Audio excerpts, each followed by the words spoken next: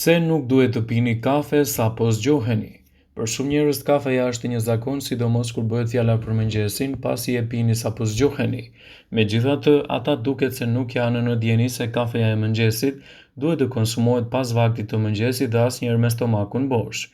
Një studim i kryer nga Qendra Universitetit Beth në ushqyerje, ushtrim dhe metabolizëm ekzaminoi efektin e gjumit dhe ndërprerjen dhe kafes në mëngjes në një sër tregues të ndryshëm metabolik.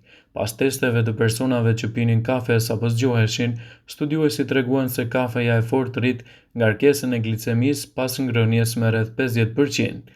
Thënë thjesht, kontrolli i sheqerit në gjak do bësohet kur gjëja e parë që bie në kontakt me trupin është kafeja, veçanërisht pas një kontakti edhe me gjumin. Mund ta përmirësojnë këtë duke ngrënë fillimisht dhe duke pirë kafe më vonë, thuhet në studim. Kafeja asesi nuk duhet të pihet me stomakun bosh, pasi mund të ketë efekte anësore.